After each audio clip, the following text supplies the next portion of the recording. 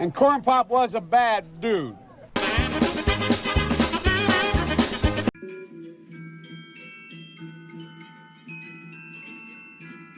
From the files of what did you think was going to happen? Here we go. Bill de Blasio halts NYPD reform bill as violence, murders skyrocket. Imagine that. You defund the police, violence goes up. But instead of going through of defunding the police, you got to hold off because violence and murders have gone up. There's got to be some sort of term you could use here, like a catch-22 or some other wacky teenage colloquialism you could say. We're not. But let's try to read through this and try not to laugh our asses off. NYC Mayor Bill Wilhelm won't sign a package of police reform bills as planned on Thursday, amid concerns from both New York City residents and police department bigwigs that bills would handicap NYPD officers just as violence is spiking in the city. The New York Daily News reported Wednesday that de Blasio, or Wilhelm, is instead reviewing a package of police reform bills, including a chokehold ban, following angry backlash from police department leaders who said the legislation would weaken cops amid a major spike in crime. The police reform bill package passed by the New York City Council last week includes provisions banning chokeholds and other measures of restraint and expanding citizens' ability to sue the police department over officer interactions. Now, I think that is a good idea. However, I think police should also have some sort of malpractice insurance, like doctors do. You know, if the police violate your First Amendment, Second Amendment rights, therefore they should pay up according to their insurance. And if they get sued, well, you know, they don't go after the citizens of the state and city. You go after the cop itself. But they don't like that, especially the police unions. Imagine that. NYDN notes that the package also contains the Post Act, which requires the NYPD to disclose its use of surveillance technology, creation of disciplinary matrix aimed at creating uniform punishment for cops' infractions, expansion of the NYPD's early intervention system that tracks excessive force and other problems posed by officers, a bill requiring officers to show their shield numbers, and a bill codifying New Yorkers' right to film police and peace officers while they're on their job. I thought that was a thing. Apparently, they have to say, okay, even though the First Amendment dictates that we can do this, this law says backs that up. That was always a thing, I think. But they're trying to say that you should be able to film police, always film the police. I've always said this. Every interaction you have, traffic stop, some sort of even consensual encounters, always film the cops. Always. Because they're going to say, well, I have my camera going. Doesn't matter. You need a second pair of eyes or second pair of lenses to record. Second police package passed in New York legislation per CNN. De Blasio is working on a budget provision that slashes police funding by nearly $1 billion.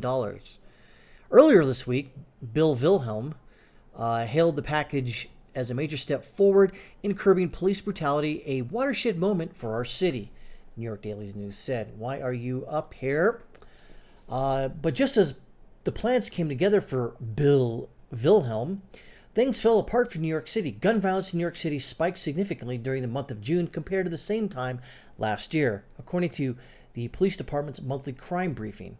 Between June 1 and June 30th, there was a 130% increase in the number of shooting incidents across the city.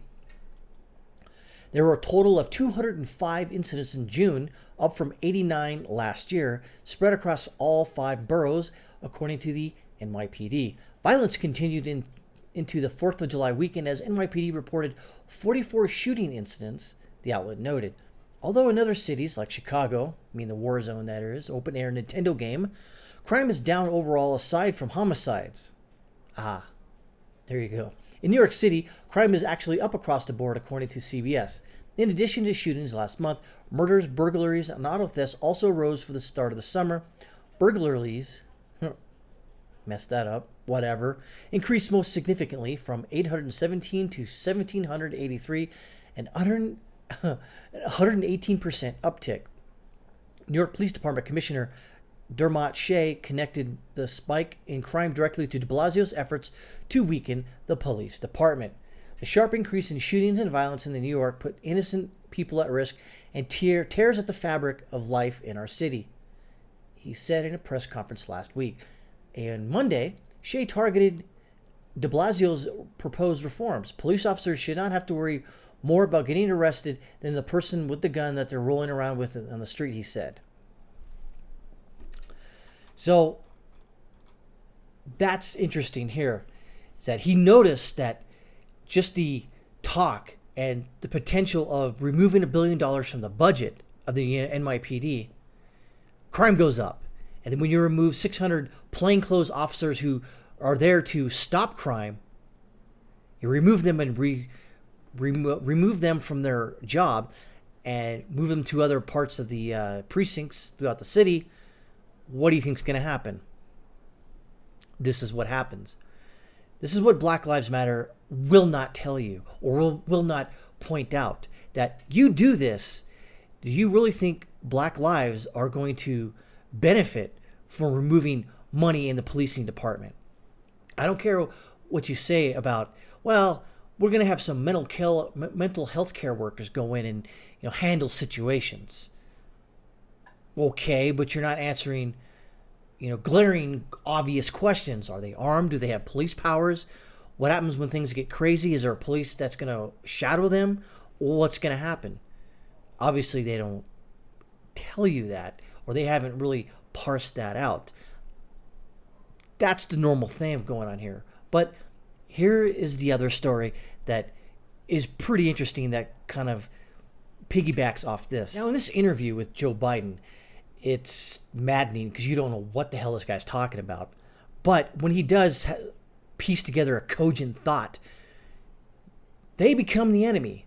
Who is he talking about? Police. Joe Biden calls to redirect police funding and demilitarize cops, but Camp says no to Black Lives Matter defund. So which is it? So when you redirect police funding, you're defunding the police. This doesn't make any sense if you actually understand what this political doublespeak is. Redirect, defund, same thing. But the story gets a little more insidious as you continue on reading it, because he's saying one thing and his camp of socialist douchebags are saying the other thing. So who do you believe? Well, Joe Biden has been hijacked by Marxists and socialists and communists and all the worst people of society that sort of orbit the left of Pol Pot, Stalin, and Lenin. So Joe Biden is called to redirect police funding, which is defunding, and demilitarize cops. Now, do I agree that they should demilitarize cops? Yes. However, the SWAT teams should have some sort of mechanism to have some sort of military training to deal with high impact situations that normal police beat cops cannot handle, which would make sense. The former vice president made these comments during an interview with Now This.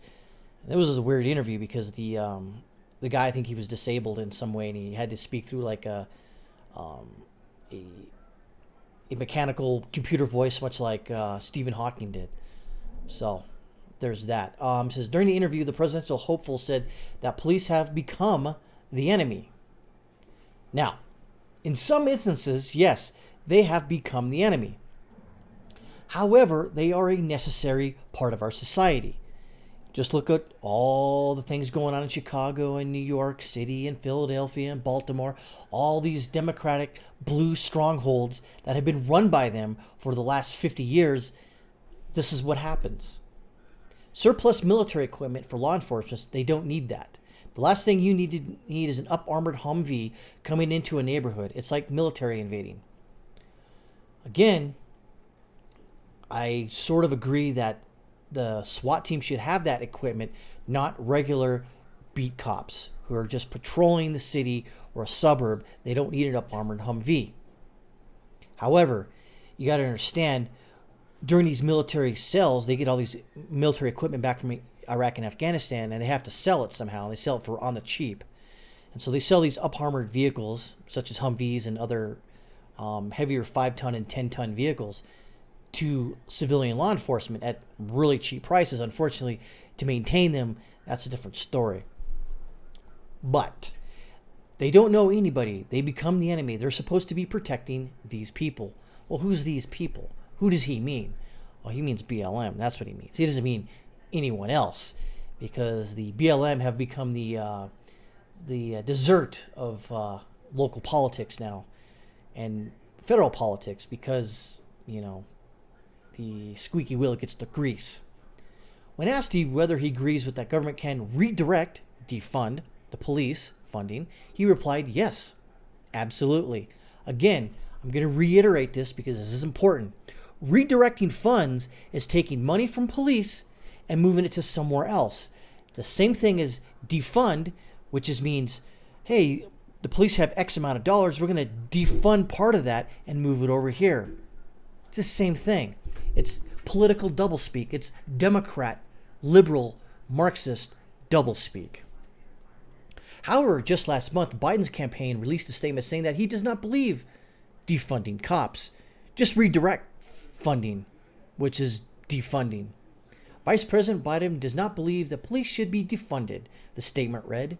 He hears and shares the deep grief and frustration of those calling out for change and is driven to ensure that justice is done and that we put a stop to this terrible pain. President Donald Trump's director of communications, Tim Murtaugh, mocked Biden's comments on Wednesday. He tweeted the clip alongside the caption, "It didn't take Biden long to cave into the extreme left and agree to defund the police. He shows over and over again that he is weak." And you know what? He is not wrong. Biden is a weak person. He is a puppet of the far left. He's on his strings, and he's just like, he's like Weekend at Bernie's, but Weekend at Joe's. He's just in his basement, and the far left is just kind of moving around. Say this. Bah, bah, bah, bah, bah. Shortly after, the director of rapid response for Biden, Andrew Bates, quickly hit back. He wrote, before posting a print screen of additional quotes from the Democrat, "Again, thank you to Trump for hiring an illiterate comm staff. Biden is running on more cops funding for community policing. That's still defunding cops. Redirection. The same sentiment you're taking out of context regarding local budgets is in the articles about him opposing defunding." So, again, let's conclude this more, I guess, firmly, what I want to say. And I've said this for the fourth time. His redirection of funds is defunding. Joe Biden is, by all stretch of the imagination, a puppet of the far left. He's not thinking for himself. He is not his own man. He's in cognitive decline. He doesn't know what he's talking about. He gets a script and he reads from it, if he actually can read the words from it. That's the problem with him. Do I believe there should be police reform? Absolutely. But defunding the cops isn't going to work. Just ask Mayor Bill Wilhelm of New York City if defunding the cops is the correct course of action as violence and death skyrocket in New York City.